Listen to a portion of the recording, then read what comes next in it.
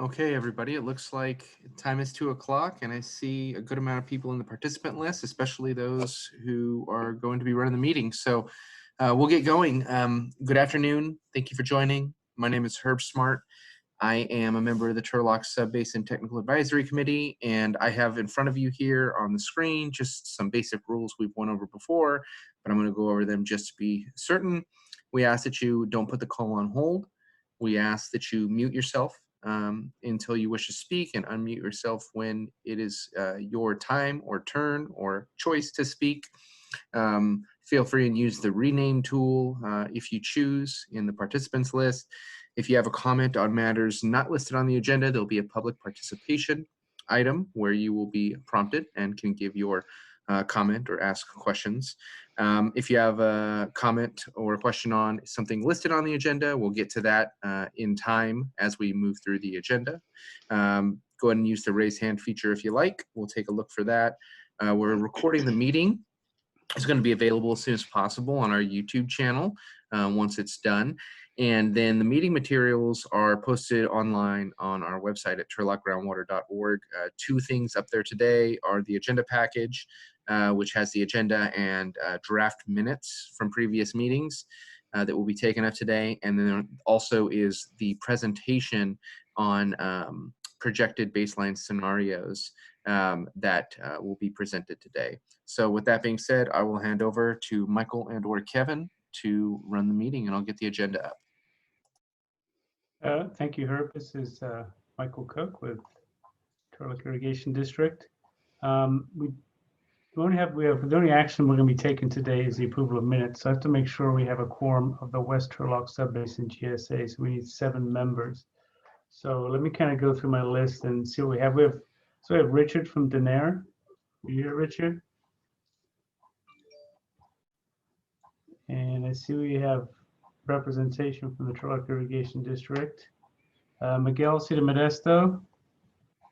How you doing, Michael? Hey, good afternoon, Miguel. And, yes, I'm here. Sorry, I'm kind of figuring this thing out. I apologize. Hey, we've all been there, Richard, no worries. And then okay. Karen from Ceres. I'm present. Okie dokie. And Brody from Merced County. Yes, sir. You got Brody here. Okay. And Teddy. Okay, do we have anybody from Delhi? Present. Oh, wonderful, thank you. And then Hilmar? No, Hilmar. Stanislaus County? Okay. And Keys?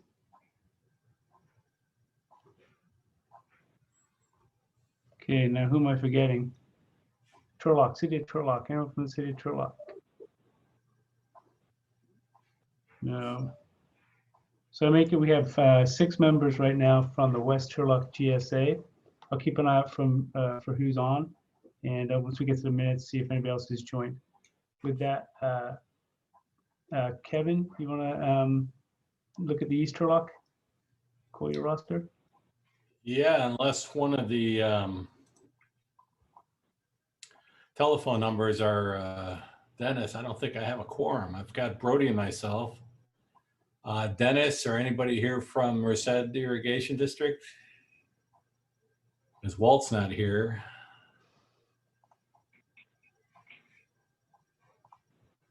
Yeah, I guess we don't have a quorum on the east side, sorry. Okay, well, no problem. So,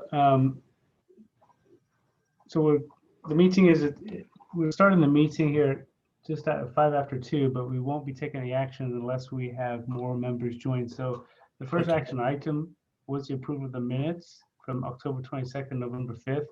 We'll have to hold those over until our next Technical Advisory Committee meeting. So item number 4 is held over. So with that, I'll go to number 5, public participation. This is the time set aside for members of the public to address the Technical Advisory Committee on any item of interest within the subject matter purview of the Technical Advisory Committee. You can, if you want to talk about something that's on the agenda, you can hold those comments until that time, or you're free to speak now. Or if you want to speak about any item related to the work of the GSAs at this time, you're welcome to do so. So with that, do I have any public comment or public participation?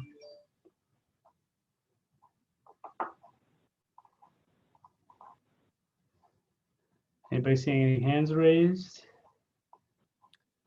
I'm scanning the list. I don't see any hands raised. And then maybe give callers that aren't calling on the phone an extra second or two in case they're trying to unmute or anything like that.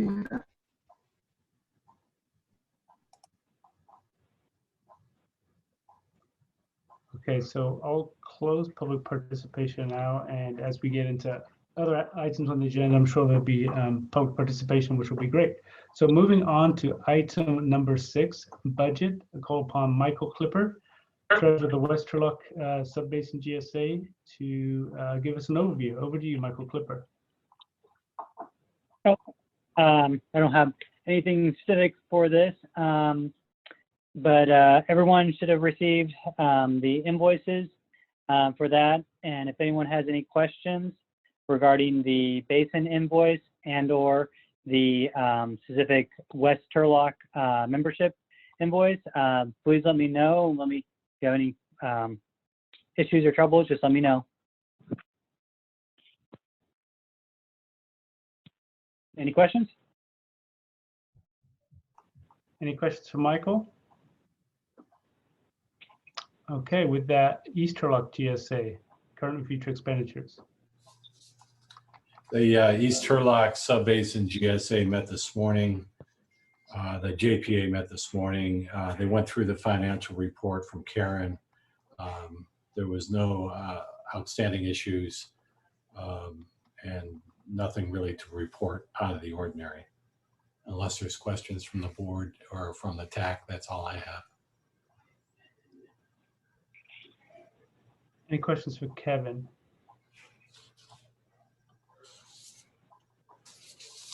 Okay, with that, I see we have a participant from the city of Turlock, which means the West Turlock GSA has a quorum now. So I'd like, if that's okay with everybody, to go back to item number 4 on the agenda to approve the minutes of the October 22nd regular meeting of the West Turlock GSA Technical Advisory Committee. So could I get a motion for approval of those minutes, please? Motion to approve. This is Ally, City of Turlock. Okay, motion from Turlock, second by, I will second that. Maldonado, Delhi, Okay. CWD. thank you, Leandro. And all those in favor signify by saying aye. Aye. Aye. Aye. Any opposed? Okay, so with that, the October 22nd minutes stand approved. I also like a similar motion for the November 5th minutes, if possible, our special meeting.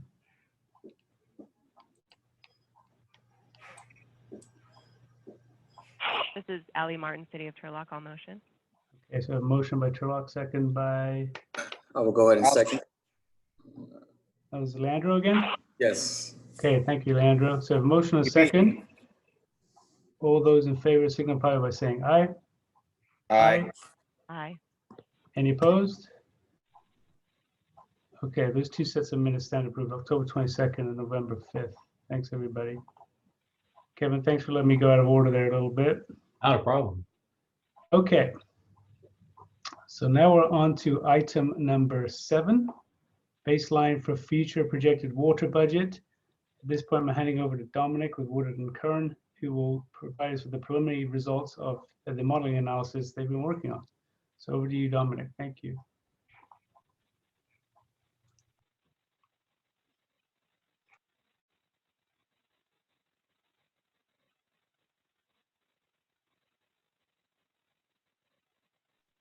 Sorry about that, everyone. It helps to unmute your microphone. I am sharing my my screen with everybody. Can I get some kind of verification that we can see the material? Yes, we can. Thank you. Excellent. Thank you. So thank you, everyone, for attending the meeting. We really appreciate your kind of continued involvement in the process. I know for the most part, Phyllis and Liv have been giving us a lot of the kind of step-by-step process in the GSP development. In the past, I have been working on developing both the historical conditions that we've seen, and now I'm very excited to bring to you the projected conditions baseline, both the information that goes into it, as well as some of the water budget results that we've recently developed, and that way we can discuss as a group and kind of understand where we're going to go moving forward in the GSP.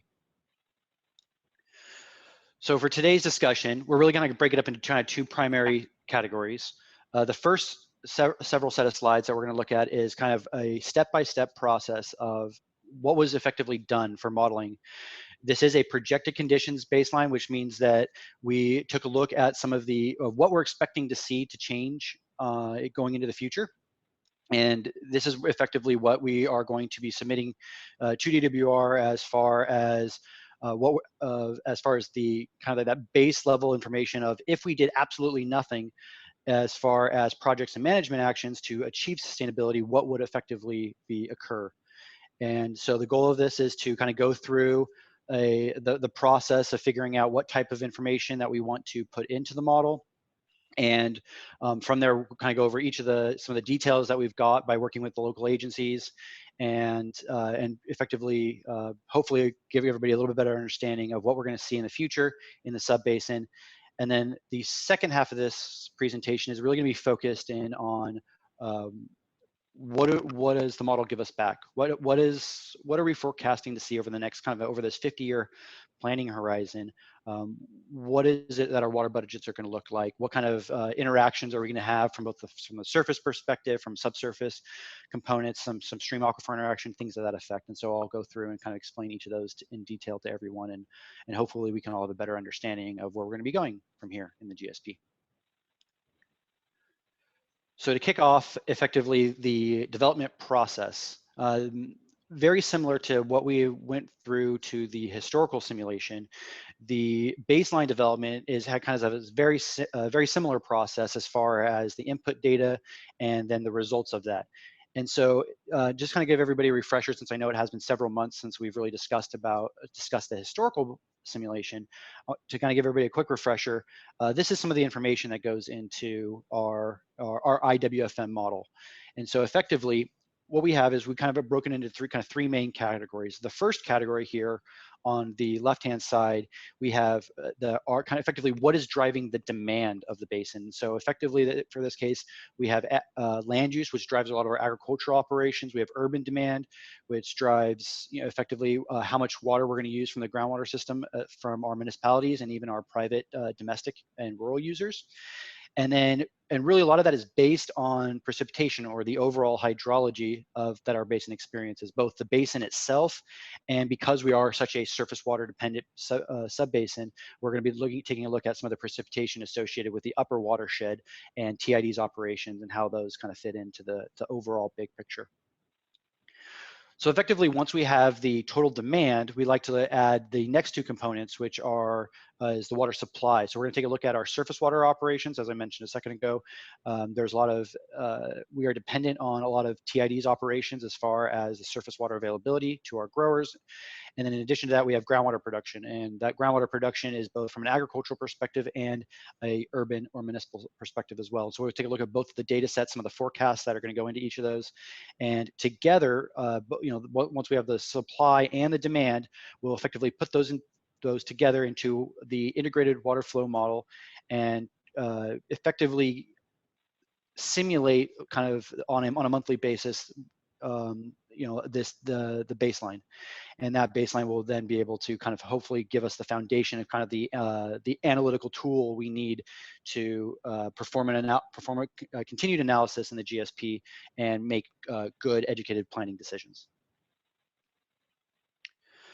So the first step with any groundwater model is understanding the hydrology associated with the time period that we're looking into here. And so the first slide I have here is actually something we went over several months back when we first kind of outlaid our request for, kind of opened up the door to development of the baseline. And so that's what this first slide is taking a look at. What are our options as far as the hydrologic period that we have to look at here?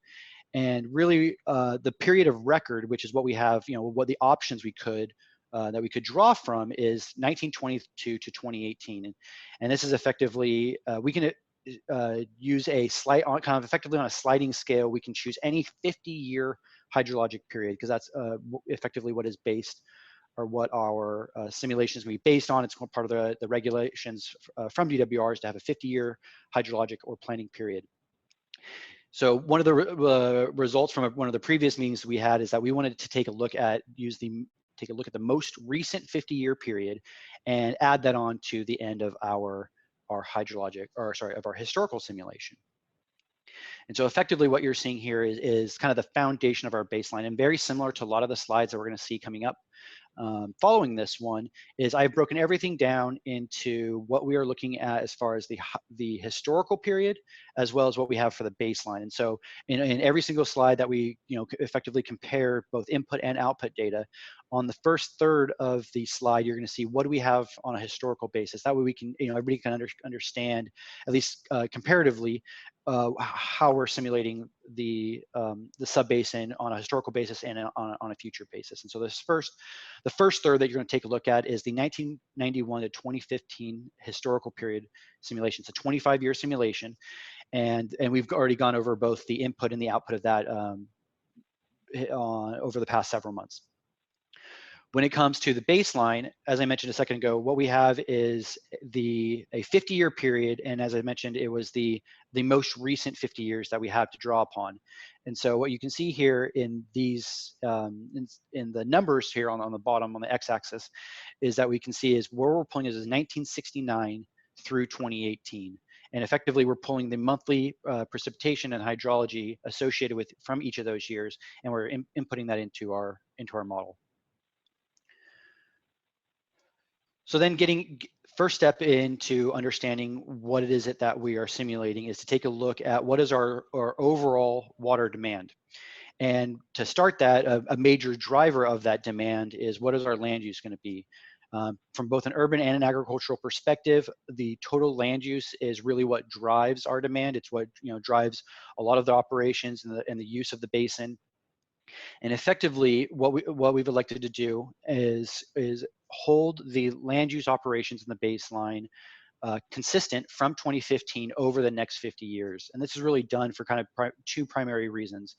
And one is the idea of the amount of uncertainty associated with where this land use is going to be, and really how much change is going to be occurred. And so if everybody remembers from some of our previous presentations, the IWFM model is really based on a grouping of several thousand model elements. And those model elements is what every detail, all the data in the model kind of goes into on effectively on a per element basis. And because of that, the idea being, if we are to forecast any changes in land use, that's the level of resolution we need to be able to provide that data into the model. And due to the kind of effectively the uncertainty associated with what those land use and cropping patterns are going to be, we decided to hold it steady. The other major factor that we wanted to take into account is the idea that due to both the Merced and the Stanislaus County groundwater ordinance, we particularly in areas where we have seen historical development, is that the total agricultural use, we are not forecasting to see, at least very significant increases in land use. And so we definitely acknowledge that there may be some shifting in crops over time, but the fact that there is uncertainty associated with, where the natural markets are going to where the natural markets are going to push some of our agricultural commodities in the subbasin, and as well as capturing the expansion, and particularly with the limits that we have from a regulatory standpoint, we decided that it was probably the more conservative approach to kind of hold everything steady.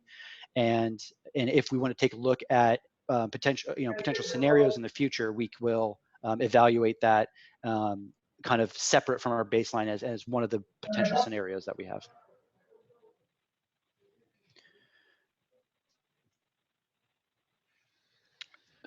So if land use drives the vast majority of our agricultural demand, the next step is to take a look at what is our urban water demand going to be.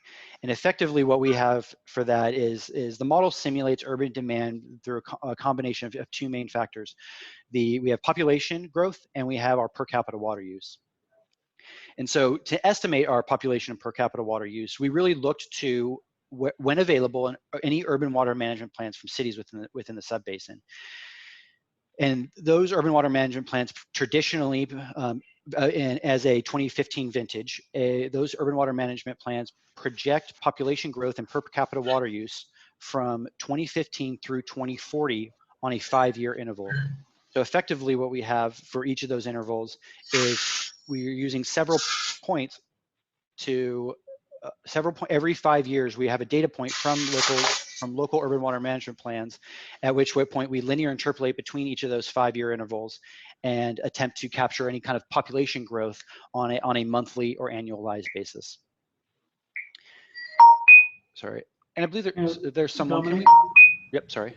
Let me catch you up there. Just to remind the group, if you're not speaking, please hit mute because it does sound like we're getting some background here that's kind of affecting Dominic's presentation. So if you're not speaking, please hit the mute button. Okay, Dominic, let's go. Thank you, sir. So the other major component that drives our urban demand is going to be the per capita water use. And really what you can kind of see here in when we take a look on your right hand side, we'll take a look at our per capita water use. And what we can see here is the historical, in the solid colors, you're going to see the historical trends for the per person water use in each of the major cities that we have.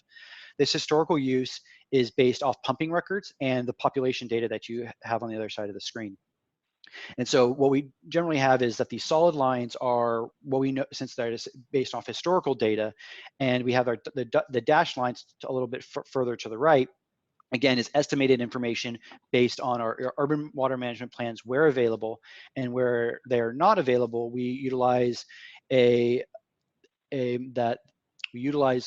some guide rules or guidelines set forth by the Department of Water Resources, in general being that they're the idea of forecasting any future per person use at 80% of the last 10 to 15 years.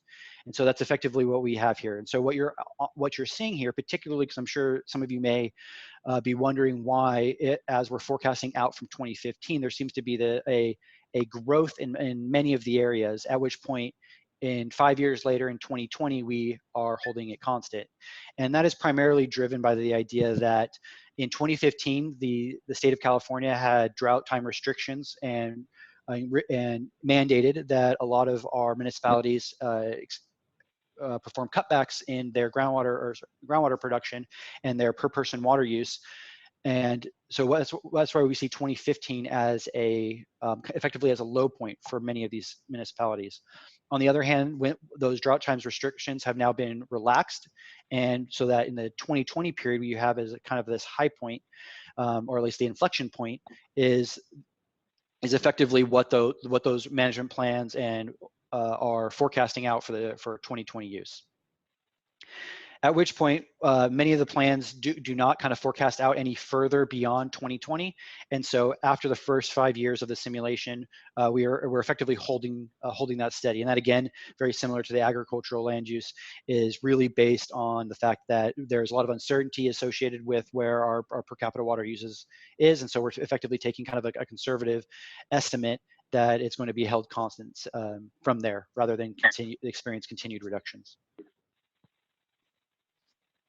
So Dominic, this is Debbie. Hi, Debbie. Can you go back just a minute to the previous slide and talk about a little bit about the ag demand? And I've noticed that, and I know we kind of stopped it in 2015, but is there any data on what may have happened between 2015 and today with respect to ag demand within the overall subbasin? I know the western side is generally developed out, but I think there's been discussions over time between the various agencies that there may have been development since 2015 over on the eastern side, and whether or not that influences the current, I guess I want to say, Mhm. water demand over in that area, not projecting perhaps future development, but if there's existing development already there that's not accounted for in here, what are the thoughts with respect to how to accommodate that into the future? Sure. So the basis of this information is a combination of several data sets. And so really what you're looking at for our historical period is really the culmination of the Department of Water Resources has land use surveys. We have their statewide geospatial imaging that we're utilizing, as well as county land use records, and kind of some ground truthing that was provided as part of this effort. And so particularly from there, we've been in the process of comparing that to other local information since, I guess, to looking at more recent data from 2015. Particularly, I believe we have a land use data for 2017. If not, we may also have another one for beyond that. But those are from the county, and effectively what we had is, or one of the kind of the initial reactions to looking at that is that some of our land use data that was kind of effectively the culmination of a lot of these, we had a lot of ground truthing that we went through, that we kind of did some manual refinements on each of those maps and really kind of fine-tuned each of them in order to kind of get what we have here. Effectively, we're still in the process of looking at the 2017 Stanislaus County land use map that we're attempting to kind of QC what we have here. We do see some expansion, but it is traditionally slowed down compared to some of our historical expansions that we've had. And so I was just going to let everybody know that effort is partially ongoing, but we would not expect it to be significantly different than what we have simulated here. Okay. Any other questions before I move on? Okay.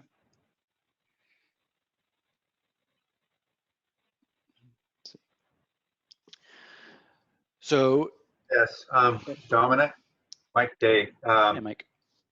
There's an urban acreage that's in the ag acreage, and historically, the urban growth has been happening primarily by taking out ag land. Mm-hmm. And if you look at the spheres of influence of these agencies, I suspect that would continue to happen. But it would be reasonable, it seems to me, to reduce the urban acreage here. I don't know if it says urban, if that's, what the relationship is between this chart and the next one. Mm-hmm.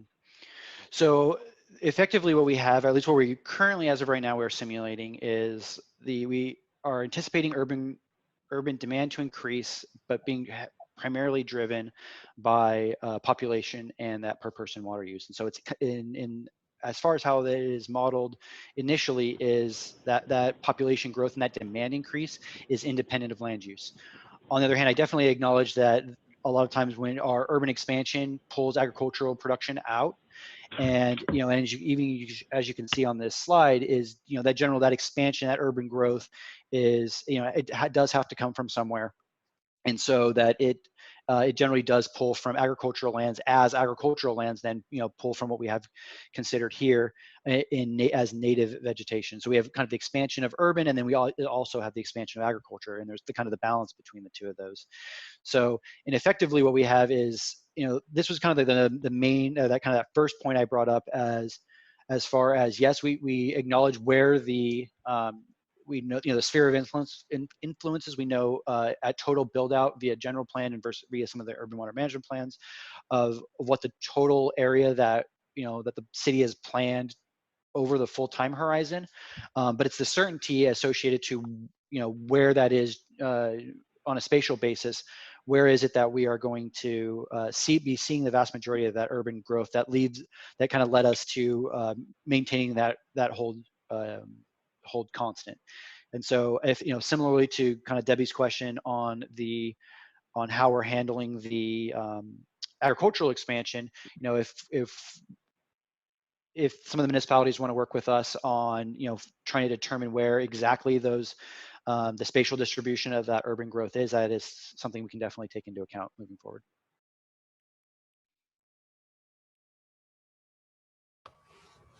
Hey, Dominic, I have a question on how does the urban use apply towards AB 1668 on the per capita use reduction as proposed?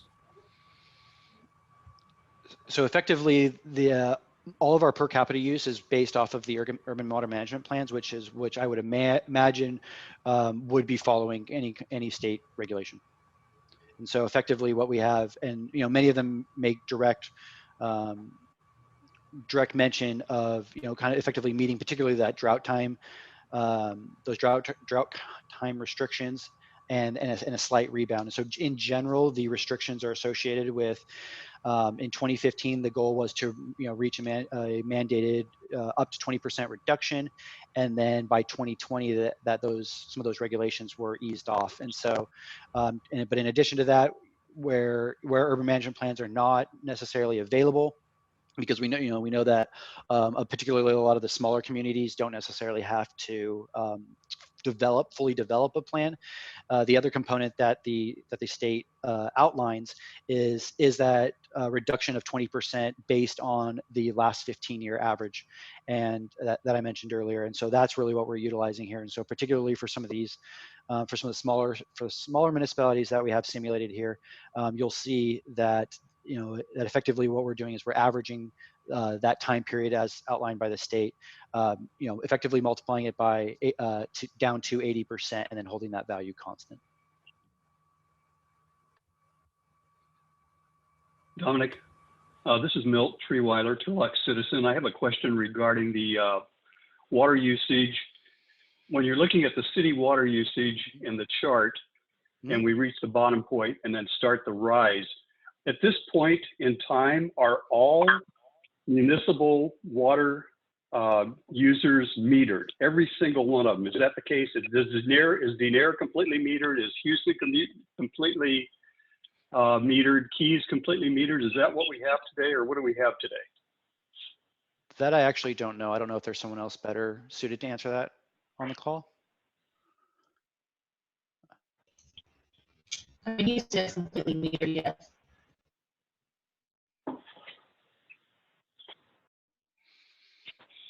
Yeah.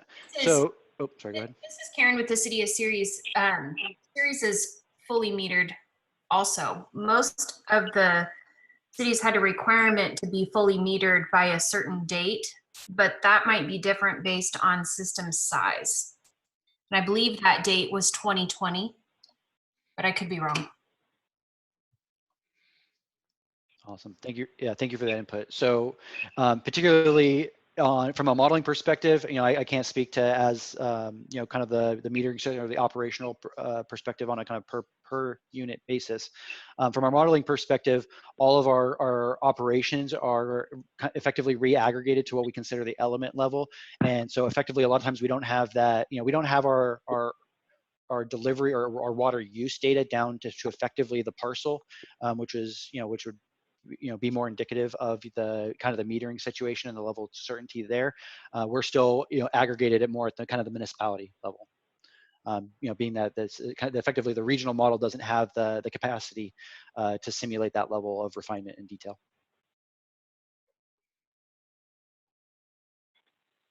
Okay. Okay. So I don't see any other questions. We'll continue down the path.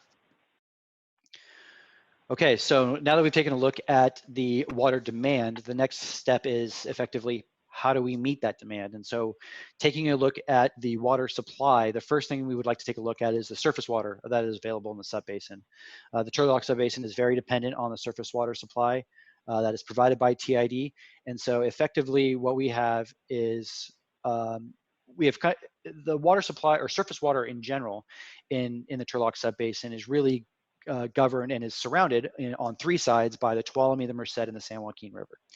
And as far as the baseline goes, a lot of effort was taken to determine effectively, an accurate simulation of the three of those. And the vast majority of that work was provided by TID and Merced Irrigation District.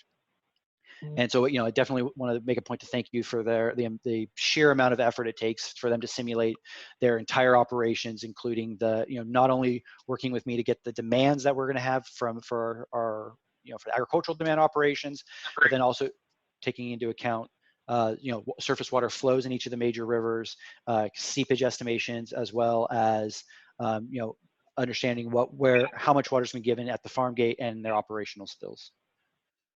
I may have heard did I have a question? Okay, so being that what we have here is I wanted to kind of let everybody know really how is it that we're simulating the surface water operations within the subbasin. And so effectively Turlock Irrigation District, since they manage the Tuolumne River operations, they really have ran through a process utilizing what they call the Tuolumne River System Management Model. And that is a surface reservoir operations model that effectively gives us the Tuolumne River inflow. And then from there, we have diversions at LaGrange Dam, both to Modesto Irrigation District as well as Turlock Irrigation District. And from those diversion points, we simulate the canal system, being able to capture both the canal seepage from both the upper main, which is what is above Turlock Lake. We simulate the losses in both evaporation and groundwater recharge from Turlock Lake. And then we within that we have the canal seepage for everything below Turlock Lake, which is what we're considering the lower system. And so once you effectively account for all those losses as far as conveyance necessity, we get what the farm gate deliveries. And really that is what is going to be available to our growers to meet the demand of their crops. And then in addition to that, anything that's left over, effectively due to kind of the operational necessities of pushing water down the canals, we do have some spills that go to that would then return to either the Tuolumne or the San Joaquin River.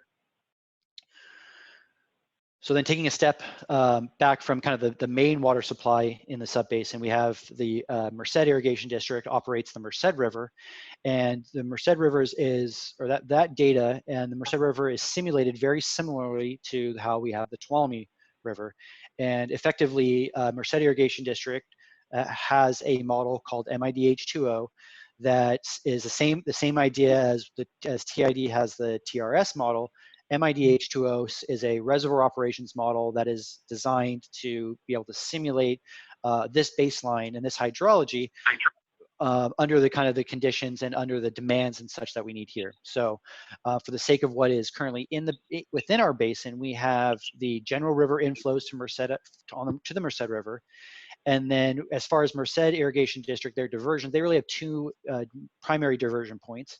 One, the Northside Canal is what comes into the Turlock subbasin, and then they have the main canal, which is what provides water to the majority of MID, which is south of the Merced River. And so we're simulating similar to how TID simulates deliveries to TID itself and to Modesto Irrigation District. Outside of the Turlock subbasin, the Merced Irrigation District model simulates a surface water available to the Northside Canal, the growers within the basin, as well as those to the simulation to the basin to the south.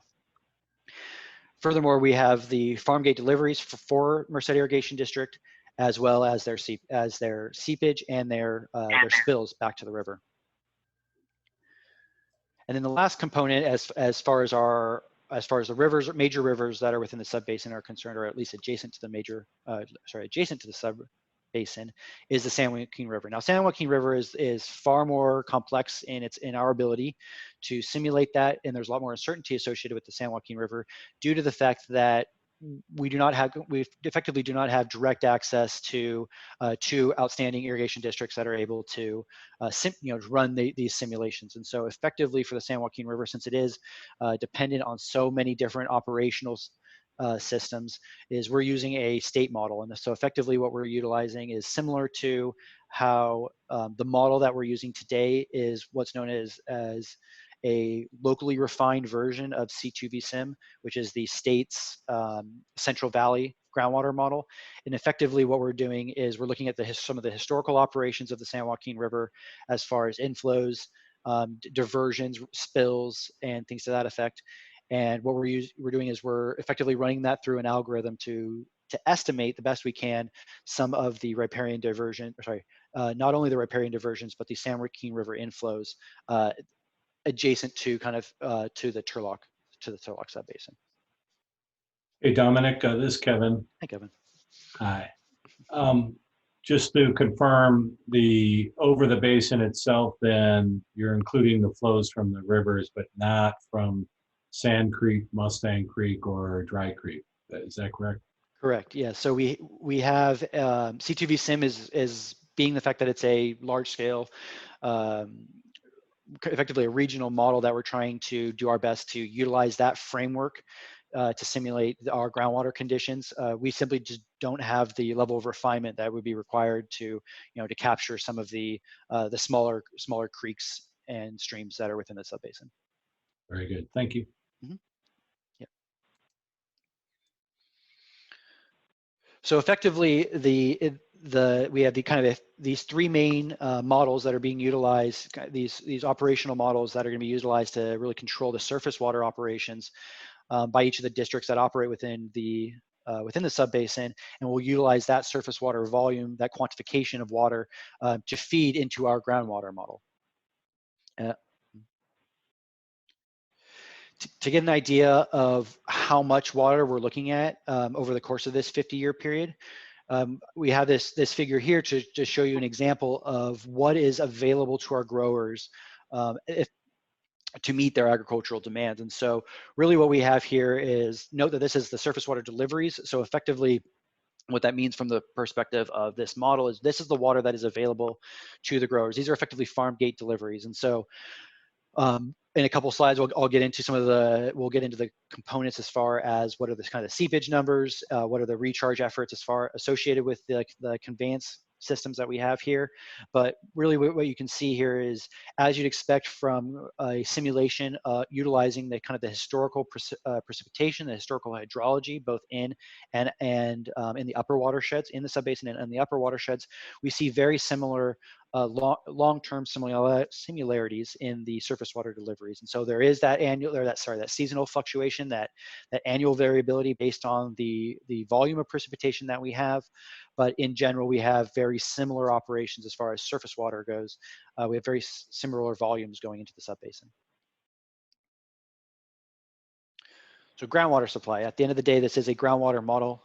So if we want to take a look at what are some of the details associated and how we are producing groundwater to meet the demand within the subbasin, we really have a couple main points that I'd like to kind of share with you today.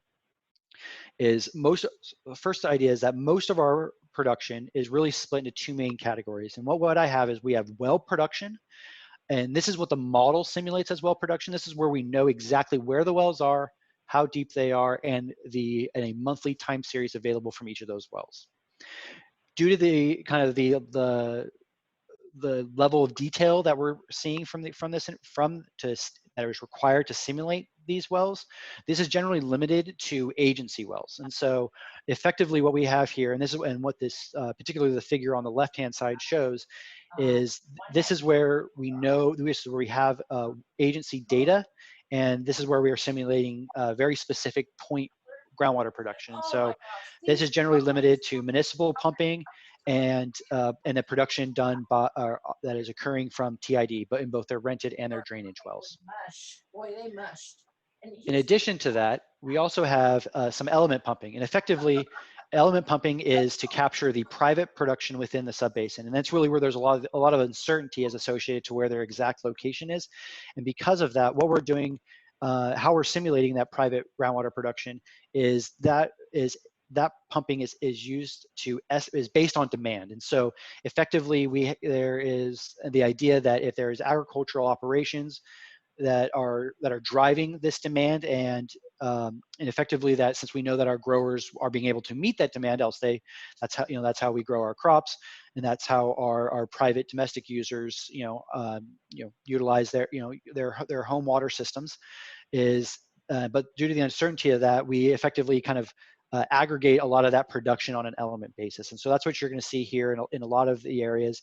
We do, since we don't have that information, particularly in the Eastern GSA, almost all the production in the East is estimated at the element level. But then in addition to that, There is still private production. I don't want to fail to mention that there's still private production in the western sections in TID and in some of the unincorporated areas around the district.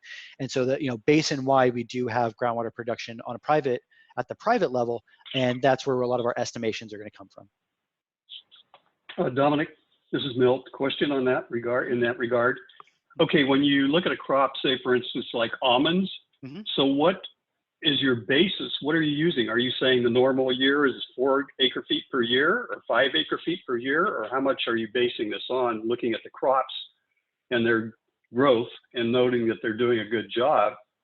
So what is your basis for that per acre? Sure. Or per foot? Yeah. So effectively, for every single crop that's in the model, there are a couple inputs to that. And so from our perspective, the primary inputs that dictate agricultural demand are going to be, first of all, ET. The consumptive use is going to be the primary driver to how much water must be produced from the aquifer system in order to meet that demand. Now, in addition to that, we also know that irrigation is not a perfect process, and that there is efficiencies associated with any form of irrigation methodology. And so what we have to kind of account for that is we took a good look at soil data. And so the soil texture is a driving factor. Effectively the soil conductivity, or the rate at which water moves through the soil. That is a kind of a one major parameter that the model takes a look at. But in addition to that, on a per crop basis, we have a few other parameters in the model to really account for the irrigation methodology. So particularly whether that is pressurized systems, whether that's drip, micro spray, or sprinklers, as well as in other areas that we know that there are that effectively are flood irrigated. And so what we do is, in addition to estimating the land use across the subbasin, we also try to capture some of the irrigation methodology across the subbasin and over time. And so one of the things is, particularly looking back at the historical simulation, over time, we see a big transition to, not only do we see the big transition in permanent crops, but we're also seeing the transition moving away from flood irrigation and into pressurized systems, and systems that have a higher irrigation efficiency. And so that component is also incorporated. I think I'm going to say on average, we're looking at most of our highly pressurized systems in our tree crops. We're seeing irrigation efficiencies on a basin scale somewhere around the 80, maybe a low 80 percentile. And then on the other hand, when we have our flood irrigation and maybe some of our less efficient crops, or sandier soils, a lot of times that irrigation efficiency can drop down to 70, maybe even 65% or so. But that's going to be dependent on a combination of all those parameters. And the model takes a look at each of them independently, kind of aggregates both the soil, the crop type, the ET associated with it, and the irrigation methodology, and determines a depth of water needed to meet the demand. So it's a little bit more complex than just an assumption of 3.5, 4 feet. We do take a look at all the several different sets of parameters depending on the crop and the area that those crops are in.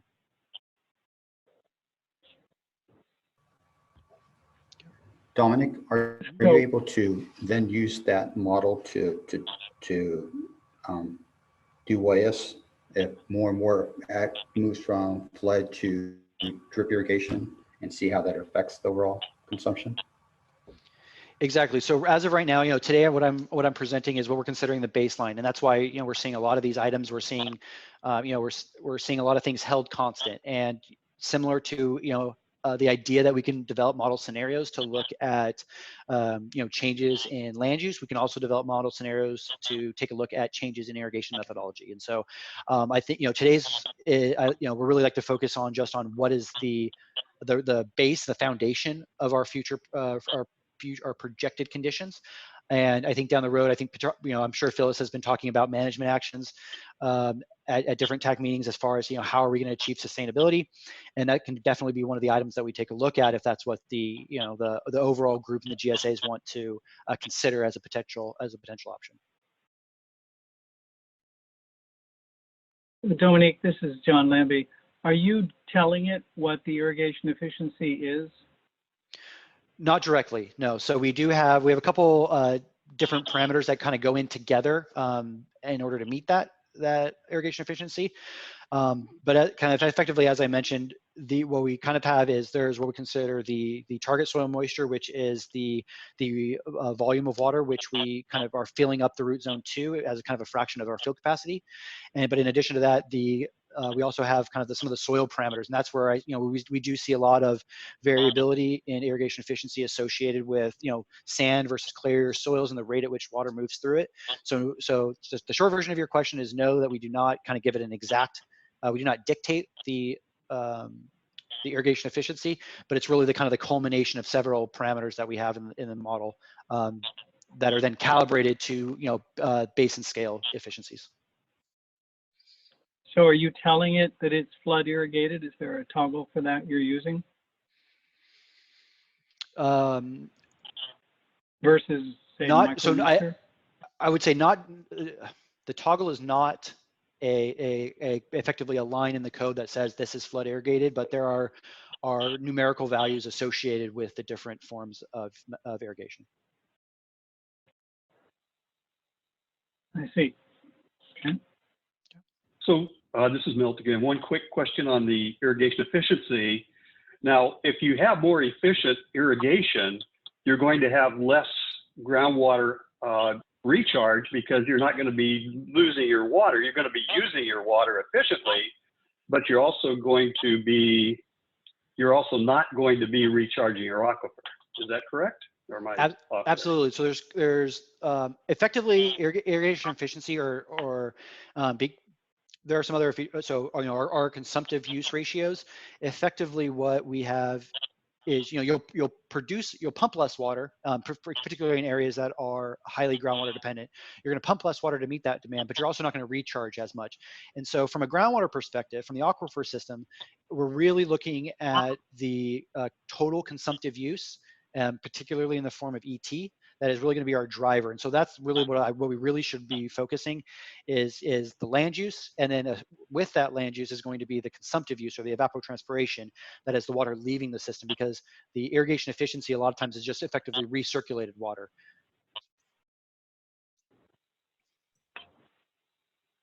Dominique, John Lambie again. Moving up the top of your chart on the prescribed well pumping. Mm-hmm. You have that historically, correct, as to how much TID would have pulled from a drainage well, I do. or how much a municipal well system ran? Mm-hmm. Okay. I don't know if you're getting into it now or can describe how is that prescribed pumping taken forward? Absolutely. Okay. Okay. Yeah. So I can actually part of that question on this slide, and then let me get to the next, and we'll take a look at the total volumes. And so, effectively, when we specifically for TID, that information is built into that TRS model, the model that I mentioned a second ago, as far as looking at their total operations for their surface water. Many of the assumptions that the total surface water system or one of the assumptions is how much demand is being met. And by effectively all the various sources. And so based on some of their historical operational data, based on the specific well it comes from, we're forecasting into the future, as well as the total volume of that water is. So that water is coming from each well is kind of distributed, is given a volume that is based on the TRS model, based on the volume of surface water that TID is forecasting into the future. And so if we want to take the next step of that and look at the volumes of surface water the volumes of groundwater that we're taking a look at, what we can see here is broken into kind of three main categories. We have agricultural operations, and the pumping we have the TID, we have the rented wells, which are in this green color. We have the drainage wells, which are in the light blue. And then what we have is our estimate for private agricultural production. And so I'll get into the private in a second, but to answer your question, John, effectively, that TRS model is based off an optimization algorithm that TID has to utilize how much water effectively they need to pump in order to meet their surface water demands, or their surface water allocation to their growers. And so one of the things you can definitely notice as we look through here is that, particularly for TID, our drainage well, or sorry, our TID rented wells are going to be very dependent on the general hydrology that is occurring. And so effectively what we have here is in very dry or critical water years, the TID operations are designed to rely more on groundwater production. And so you'll see here, particularly in these green bars, that in those dry years we are pumping more. We are simulating that in order to meet their surface water obligations. On the other hand, when it comes to the drainage wells, while that is definitely taken into account, there are several other factors that are associated with that. The drainage wells are often historically meant to control water level, to meet demands at kind of the very lowest ends of their sections. And since this is a simulated operations of TID, that we are forecasting out in the future that because of Sigma, because of some of the more modernization efforts that TID has recently undergone, the general optimization of their canal system and of the water budgets associated for their conveyance network, is that in general we're forecasting particularly less production in their drainage wells than we have seen historically, looking into the future. So does that answer your question?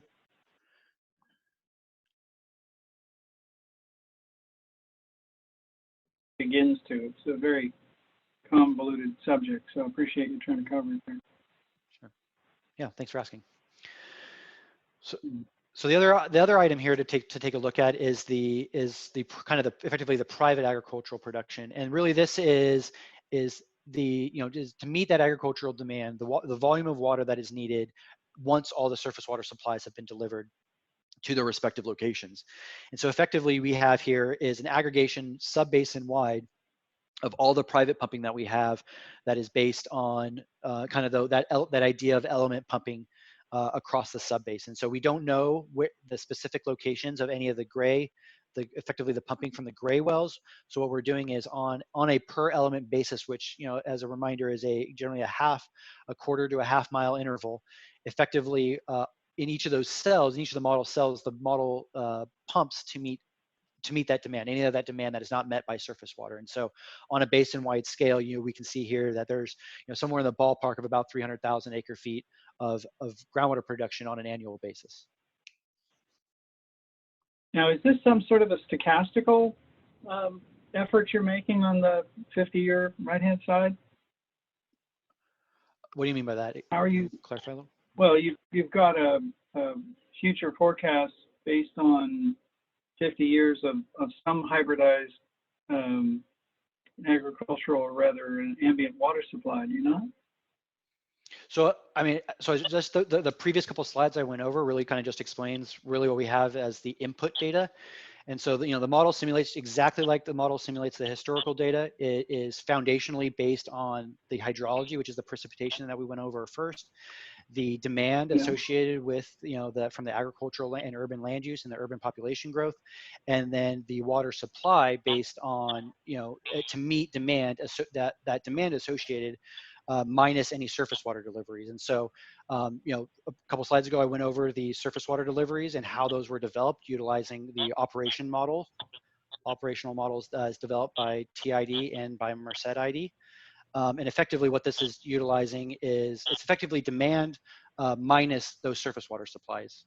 And so it's not necessarily statistical associated with how groundwater production is required, or how much groundwater production is required, but rather kind of a direct algorithm associated with demand meeting the surface water supply, and then demand utilizing surface water supply, and then pumping groundwater to meet any excess demand beyond that. Yeah, Dominic, Kevin here again. John, I think you missed at the beginning that 50-year period is 1969 through 2018. Thanks. No, I didn't. It's numbered differently here. So if you were to run over top of 2015 here, why is there a difference between the historical actual and the baseline simulation for, say, 2015? Can you run through that? Sure. I mean, so effectively we have 2015 is we start with the hydrology associated with 2015, the precipitation, right? We have this total volume of precipitation available to the system in general. And so beyond that, 2015 is a fairly good example because we have our land use is consistent, right? Our historical 2015 and our simulated 47th year utilize the same land use, right? So the demands are going to be very similar. Exactly. So I want to understand that demand that you're forecasting on. So we're in agreement that the demands are the same, correct? Yes. Okay. So then when it comes to our surface water supply is associated with our with the TRS, the pumping, or sorry, the surface water delivered from the two reservoir operations models.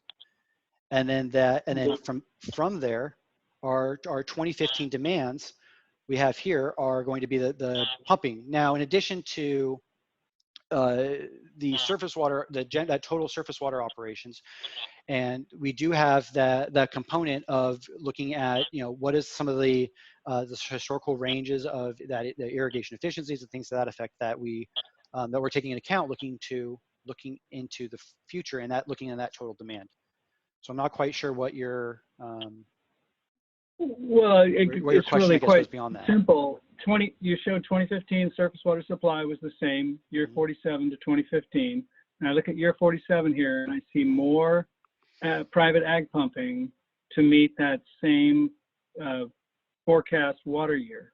And I see more green than blue. What's going on there? Why is that different? You've got the same land use. Mm-hmm.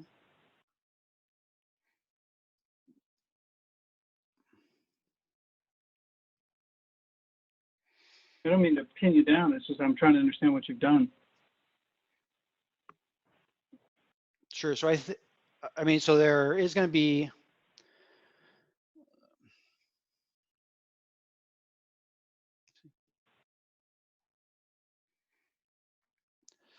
so I guess given that kind of the level of this in, let's see.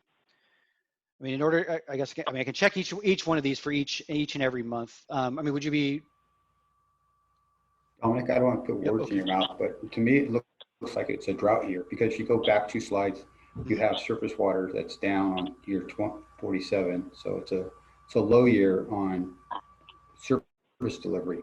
So it's a high year on pumping.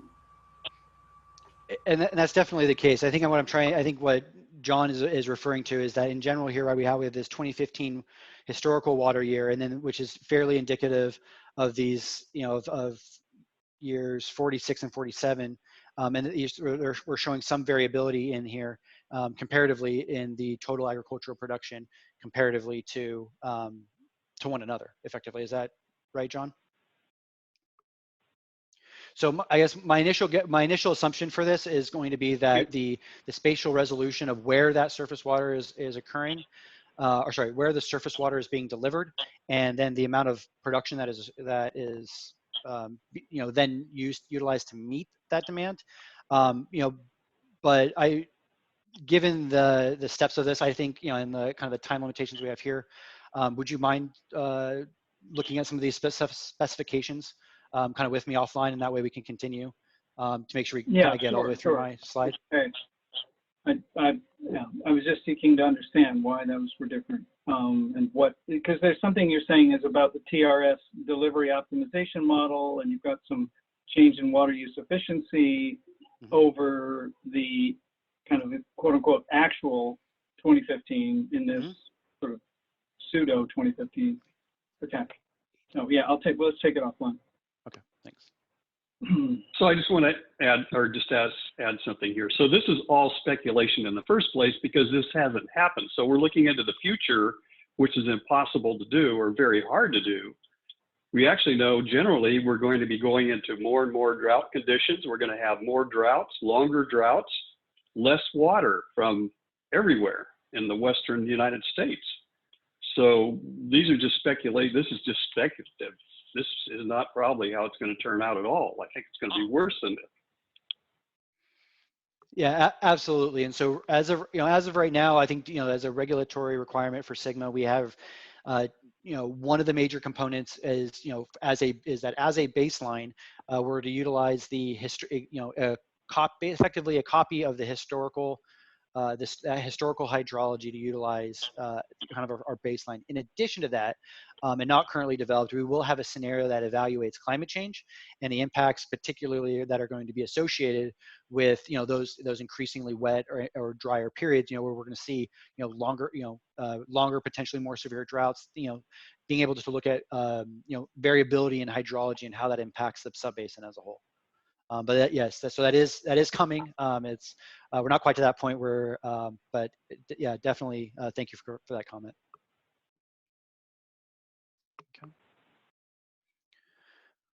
Okay. Well, so then moving on to our urban water supply. Effectively, what we have as kind of the culmination of the two slides I had earlier relating to our population and our per capita water use. The combination of those two really is what is our domestic water supply and our municipal water supply. How do we meet those demands? And effectively, what you're seeing here is the forecast of what happens when we combine those two.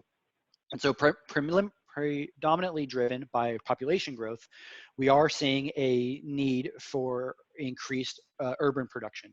And so what we're doing for that is we are utilizing the aquifer system to meet that demand, and we're utilizing the data that we have from each of the municipalities as far as their wells, the sizings of those wells, the locations of those wells, to estimate how the municipalities are going to best be able to meet that demand. In addition to that, we also have what is considered the unincorporated areas, or this is private rural domestic wells. And we see kind of the very same trend is that over time we're going to see continued growth, and we're going to and that people will those shallow domestic wells will continue to provide water to each of the individual homes that are in any of those unincorporated areas. And just for anybody who may be questioning, if there are any small scale systems that are within the subbasin, so that they're not necessarily a completely private single family water system, that those are also included in our what we have here is this unincorporated category. Okay, so diving into the water budgets. This is effectively everything that we've provided up until now is really is generally model input data. And so at this point, we're taking a look at what are some of the model results and how does that affect our aquifer system.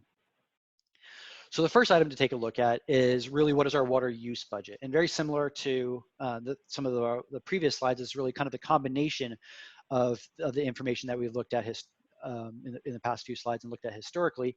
And so on the left-hand side here, you can see that is really a very similar water use budget to what we've presented previously. This is our historical period of what has occurred in the subbasin, or what is our estimate to what has occurred in the basin over the past 25 years. And so over this 25-year horizon, you can see that in general, the subbasin, from an agricultural perspective, the subbasin is able to meet about 2/3 of its water demand through ground or through surface water, and then the other third is met through groundwater production. And so we can see here in the negative direction, we have any of our demands, and the supplies that we went over in the previous slides are in the positive direction. And then that's how that's the volume that we're going to be meeting.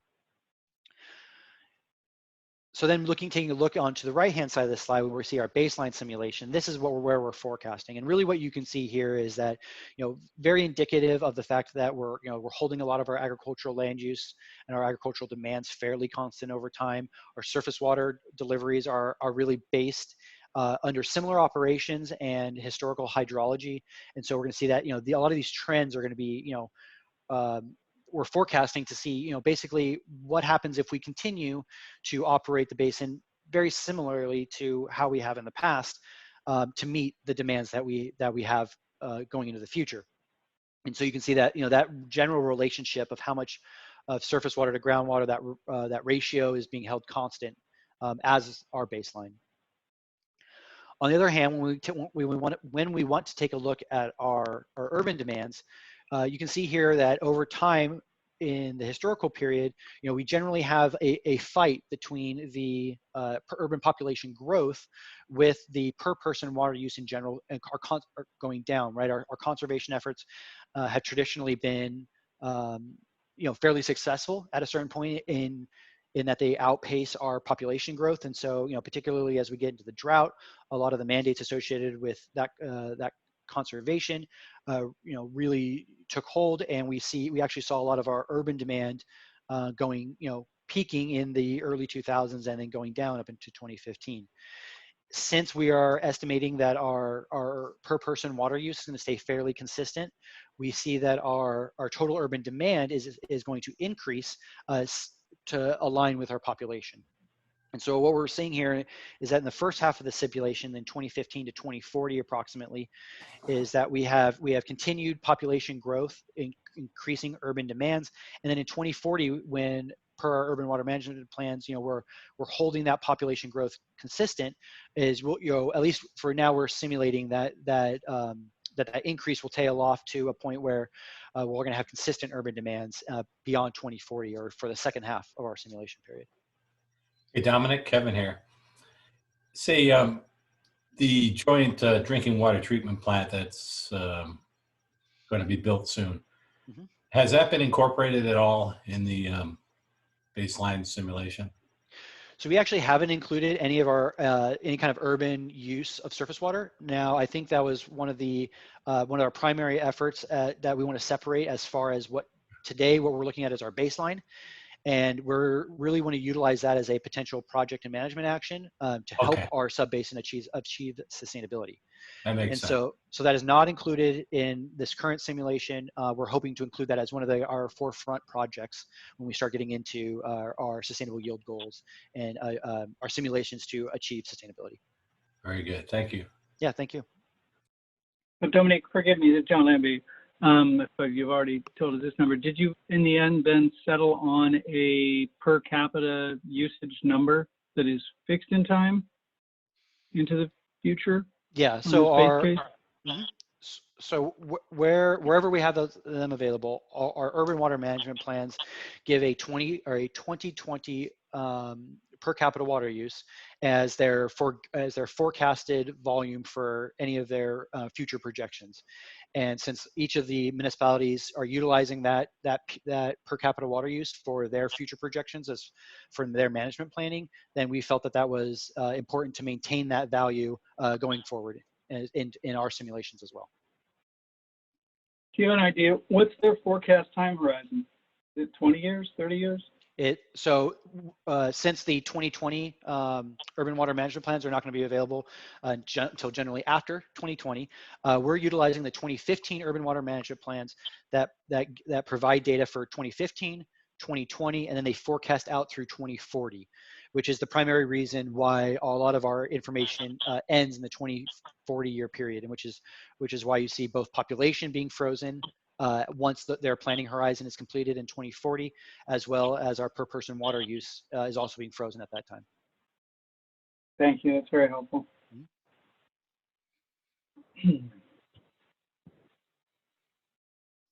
Okay, so then now that we have our water use budgets, now we get to the fun part, the groundwater budget. So for our groundwater budget, similar to the others, we've split it really into the historical and the baseline simulation. And so effectively, the idea over the next couple of slides is really to grow our groundwater budget into really, an understanding of where we stand as comparatively looking at the storage changes both historically and projecting into the future. And so for this first slide here is taking a look at what are some of the direct impacts that our overlying operations use. And so really what we have the most direct impact on are things like groundwater production. Shown here in the gray, this is what we immediately pull out of the aquifer system. And then in addition to that, some of the other major components that we have, similar to some of the previous discussions that we were having when it comes to our irrigation efficiencies, excuse me, when taking a look at our irrigation efficiencies is what is the deep percolation associated. Now this is both agricultural and urban deep percolation, as well as some native applications. And so, you know, the natives are generally just deep percolation of precipitation, but the primary drivers within the Turlock subbasin of deep percolation are going to be our applied waters. You know, overall the subbasin gets about 11.5 inches of rain. A lot of that runs off, some of that deep percolates. On the other hand, particularly in our agricultural areas, you know, as we mentioned earlier, you're seeing, you know, you're going to see applied water volumes of 3.5, 4 feet, sometimes even more, depending on the irrigation methodology used. And so really our deep percolation is very heavily driven by our kind of our anthropogenic causes. And so because of that, we're considering our deep percolation a primary, not entirely, but a primarily a direct impact from our operations as a basin as a whole. So you're going to see that here in green as our primary input into the aquifer system. In addition to that, the last component here that I have as kind of our immediate impacts into the aquifer system are going to be our canal and reservoir recharge. And this is going to be primarily driven by the conveyance networks of the irrigation districts within the subbasin. And so our canal and reservoir recharge is going to be any water that is percolated out of the canal system in the channel themselves, as well as any percolation associated with Turlock Lake. And so in general, most of those operations are going to be, you know, in general, we have seepages, we have losses out of the canal system. Those contribute to the aquifer system as far as, you know, the general health of the subbasin.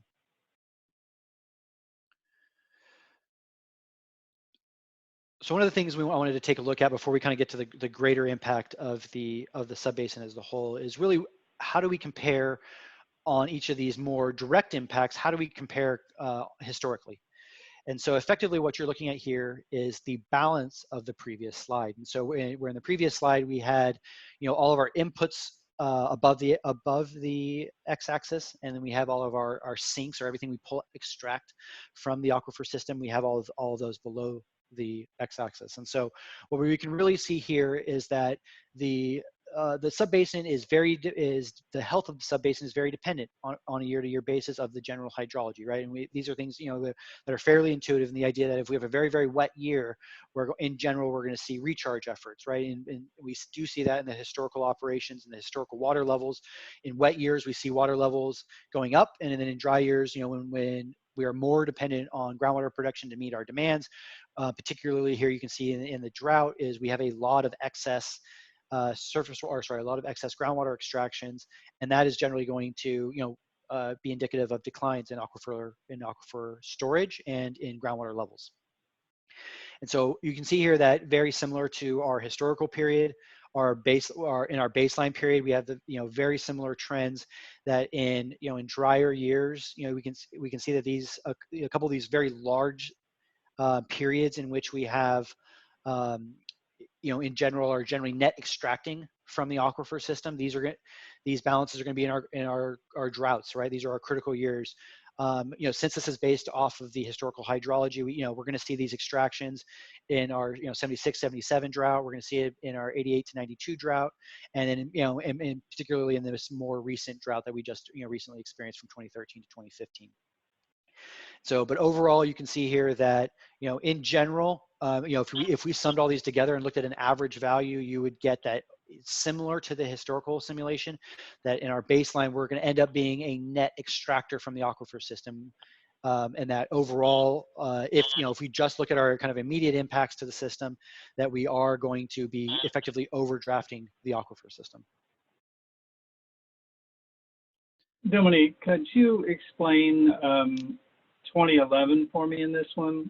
We had a lovely wet water year in that it's somehow echoed in your future forecast around year 43. And I can see, that it's got a net recharge, but why is it smaller? So a lot of what we're going to see here, particularly when, in a general shift of being more dependent on the aquifer system, a lot of that is going to be driven very heavily by that increased urban demand that we went through. Is that a lot of, for the most part, in the past couple of slides, we saw that our agricultural demand is fairly consistent over time. It does have its fluctuations, but it's fairly consistent. But our urban demand is increasing over time, and because of that, when we do go through these periods, we are going to see, in general, the overall extraction from the aquifer system becoming more negative over time. Got it. So you're holding land use the same, essentially, if I've understood correctly, as of course you've shown that, it's flatlined, but the difference is on the same footprint of land, there's a greater per capita water demand, and that water demand is landing on groundwater right now. Exactly. Yeah. As of right now, the comment that Kevin had earlier, being that we do have a potential surface water use for urban for municipal water use in the future, but we are not currently simulating that surface water use, and so because of that, any additional demand associated with urban growth is going to be that demand is going to be placed at the strain of the aquifer system. Okay, thank you very much.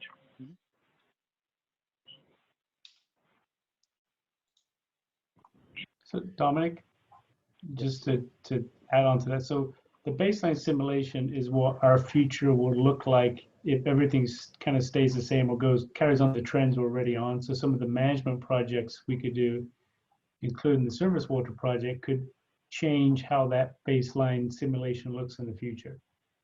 Absolutely, and that's really the goal of this whole effort, right? Is it being a baseline? We're trying to take the the bare minimum of changes that we absolutely are going to know to occur in the future, right? Population growth, something that we absolutely cannot we cannot stop effectively, right? Population growth will occur, and so things to that effect are included in the baseline. But then any projects, management actions, any types of additional changes, basically steps that we want to take to meet our sustainability goals as part of this Sigma and part of the GSP process are all going to come in a few months' time, effectively. The idea is that we want to be able to quantify those potential changes, and we want to be able to simulate them. That way we can gain a better understanding of what those, but not only what those projects are, but what each individual impact is going to be on the aquifer system. And so right now we're trying to, we're getting, a baseline is just that, it is a base. It is kind of a square one of how we foresee ourselves in the future. Without all of the different additional efforts that this whole process is going to make as we try to, achieve sustainability. And so the idea is right now we have a baseline, and then over the coming months, we're going to develop, several iterations of future scenarios that are going to look at a series of projects and management actions to achieve sustainability.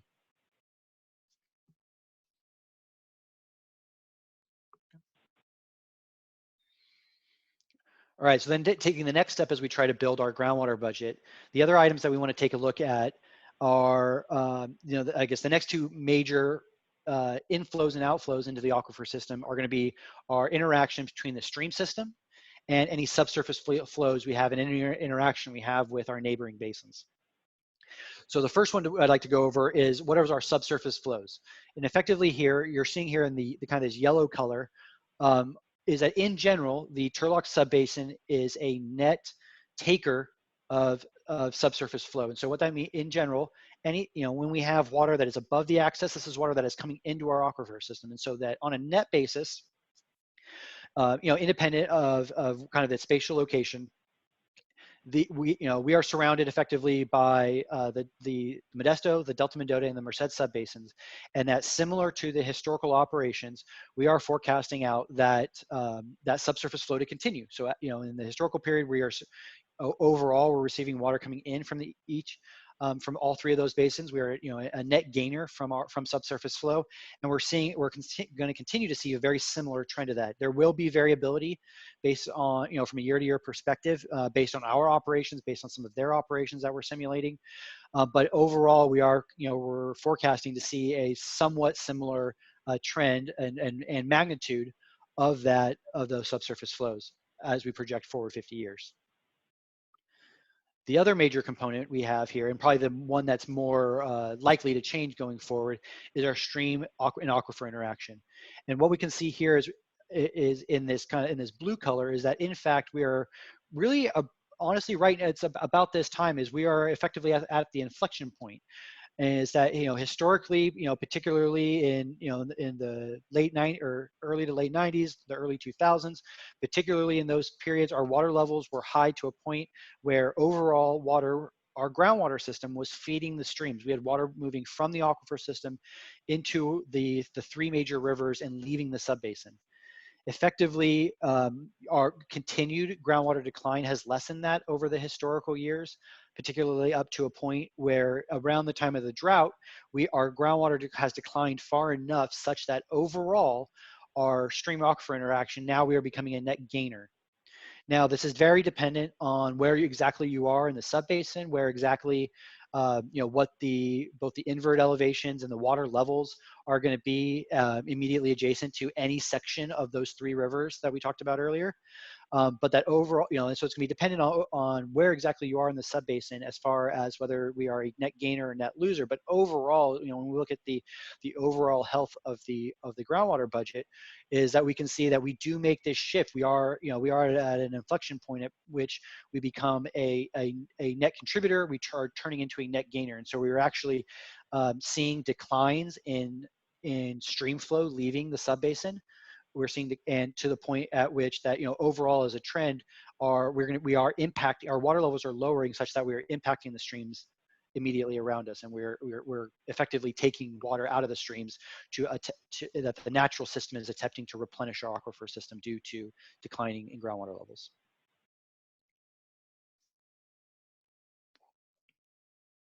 So lumping everything together, to take a look at to get an idea of what our total change in storage is. Effectively, what we have here is just a look at what are our total inflows versus our total outflows in the aquifer system. The goal of this being that anything that is on this upper half of this chart is going to be water coming into the aquifer system, and anything lower is going to be things that are leaving our aquifer system. And the goal of this is to combine everything into one and to get an idea, to kind of get a conceptual idea of how much what is occurring in our aquifer system as far as storage. And storage occurs is effectively the balance of those two. And so particularly what we've seen historically is, if we're extracting more water, if the water leaving the aquifer system is more than what it can be replenished, particularly in a lot of our drought years, we're going to see a lot of storage depletion over time. And so that's what you see here in each of these orange bars.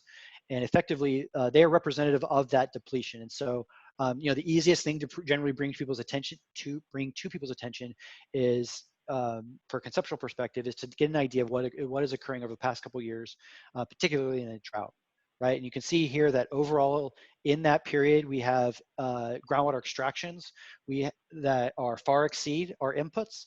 We have, even with the components that I talked about a second ago, as far as the subsurface flows and our stream aquifer interaction, that they cannot help balance the aquifer system enough such that the change in storage ends up being fairly significant. Now that is going to be, that change in storage is going to be variable from year to year, right? Very similar to some of the previous slides that we've shown, and some of the conversations that we've had is that in wet years where you're going to see recharge in excess of our extractions. And so a lot of times we'll see that the depletions is, when it's in the negative, is going to be when groundwaters are recovering, right? And then we, very similar to the, my comment on the drought here towards the end of our historical period, we actually see the inverse of that in the baseline period, right? We know that whenever there's a very low point, and then we start to see, for a very low point in a series of critical years back to back, at a certain point we start having wetter years, and we start operations somewhat return to normal. We see a slight return in our storage, and we start the aquifer system in general has a little additional storage to account for. Overall, what we can see though from here is that in general, if we were to look at an average of both the historical and the baseline simulation, very similar, that both of these, both simulations of this model, that we will continue to have a net over extraction of groundwater unless we do something about it, right? And that's really the whole effort of Sigma, of this GSP process, is to really understand what are the management actions that we're going to have to undertake in order to attain sustainability. Our goal to attain sustainability, at least one of those goals, is to not have continued decline in water levels or continued decline in our groundwater storage. And so overall, right as of right now, we do have a long-term decline in storage if we do nothing. But similar to being able to supplement some of our municipalities with surface water, and a lot of the work that we've done over the past several months, as far as as we're brainstorming what are some of the actions that we could undertake in order to achieve sustainability. The goal of this is to effectively make these orange bars balance one another. The goal of sustainability is not to have them this change in storage to be zero on an annual basis to be zero, but for us to balance both the positives and the negatives in the long term, right, over this 50-year period. And so, you're definitely going to see where the goal is to be able to account for the drought, account for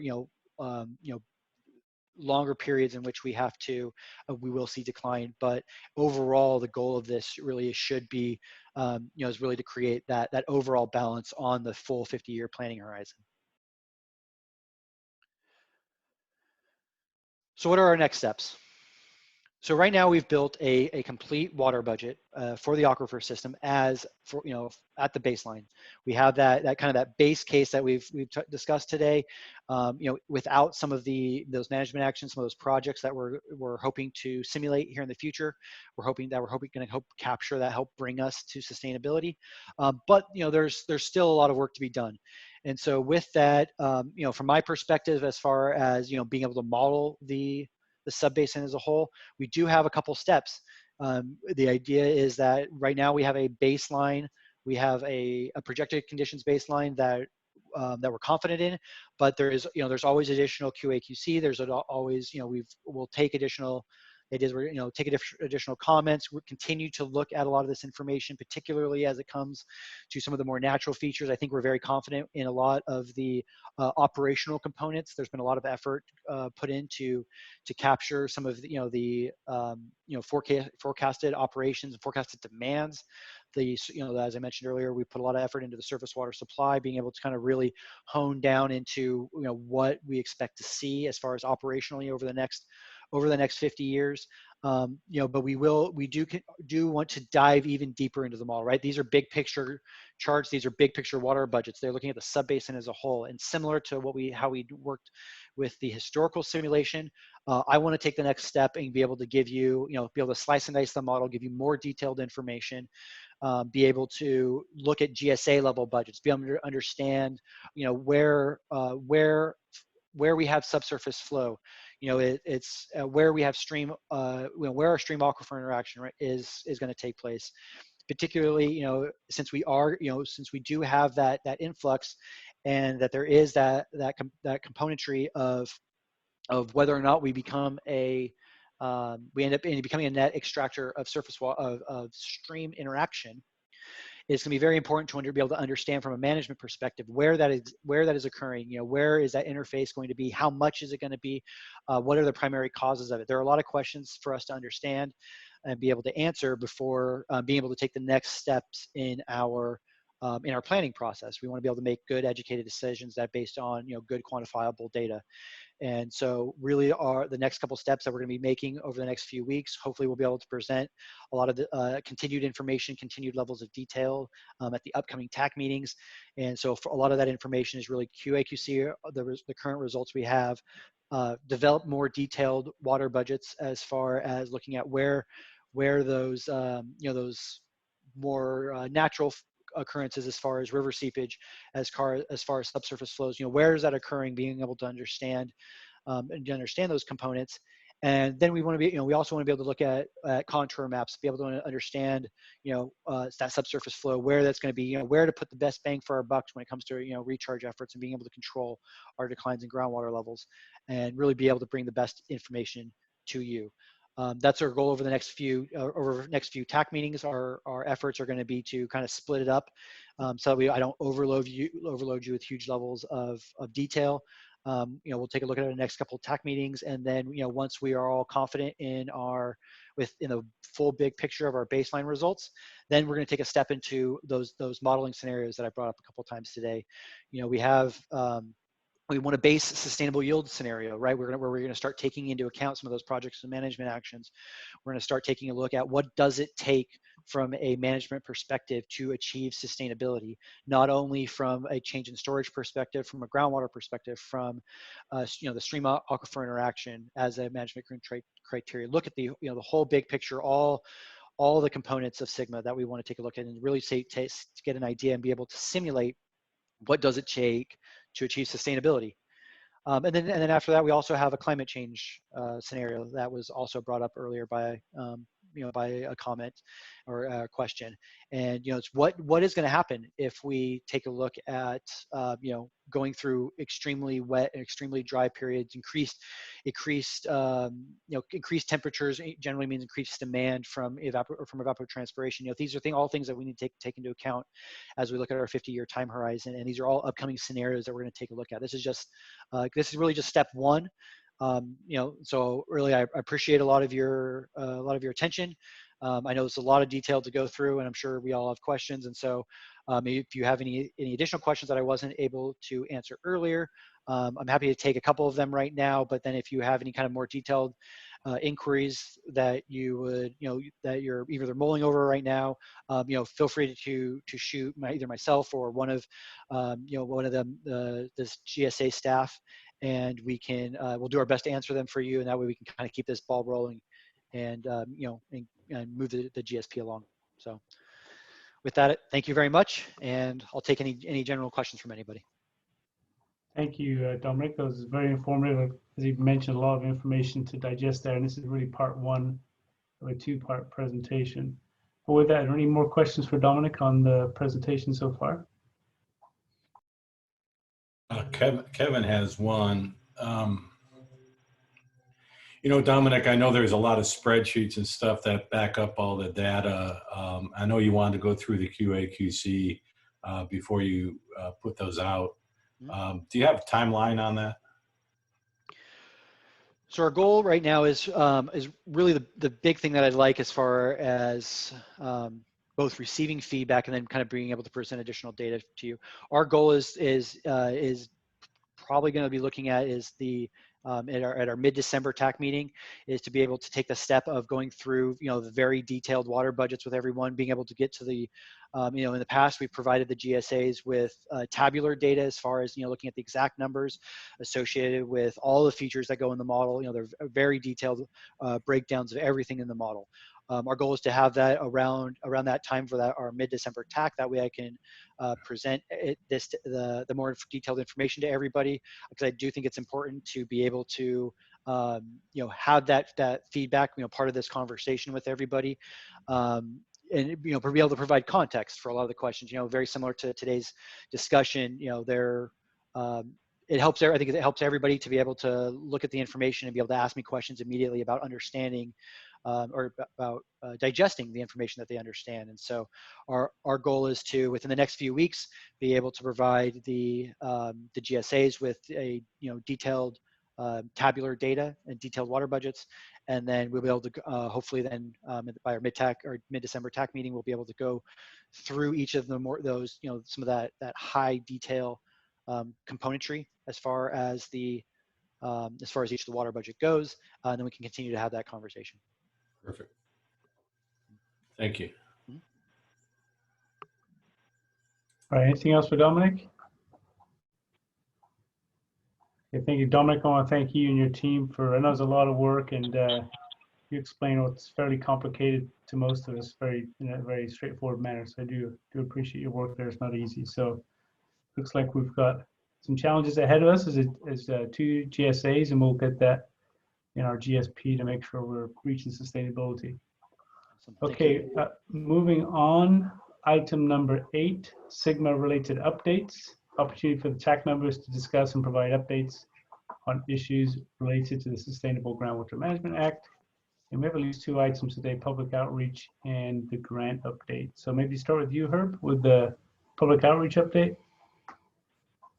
Sure, Michael. Thank you. I have two quick pieces here. The first would be we held a Subbasin-wide groundwater lunch hour last Friday. It was members of the Ad Hoc Communications Committee and other participants. We were up to, I want to say, 11 or 12 participants, which was more than I had thought we would receive, which was pretty nice. So most of the participants were on the whole time. It was an office hour. We encourage people to stay as long as they like, leave as early as they like.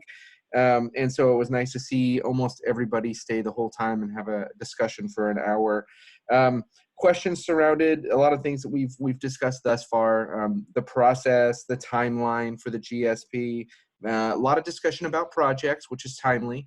Because that's part of the discussion that's taking place among these two boards that are meeting today. So that was good and productive. There's more to come. We are going to assess as a ad hoc committee the next time we meet, and most likely because of the attendance, probably hold a couple more of these listening sessions essentially between now and the next technical or community workshop, which will probably be sometime, I would assume, in the new year when we get a little bit further along in the GSP process. So in between now and the new year, we may have one more of these, so stay tuned for that. The second item I have here is that there is, we're looking at working through the ad hoc committee to develop a second video. If you recall, I want to say about a year ago, we created and released our first video as a subbasin, the Sigma in the Turlock Subbasin video, which is on our YouTube channel. It has about 500 views. It's in English and Spanish, and it's drawn the interest of DWR and other agencies as well, wondering how we produced it, who we used, and kind of what was, how the sausage was made, so to speak. And so we're looking at getting ready to create a second video that we're going to work through our ad hoc committee. We're looking at using the same vendor we used previously because they shot a lot of stock footage that they still have on hand, and they're really good at making things that are quite technical pretty simple and basic to understand through the use of graphics and visual imagery. So we're looking to do that. It'll be a little bit, it's not like we're going to come to you next month or in the next 4 weeks with a video. It's a little bit longer process to create a video.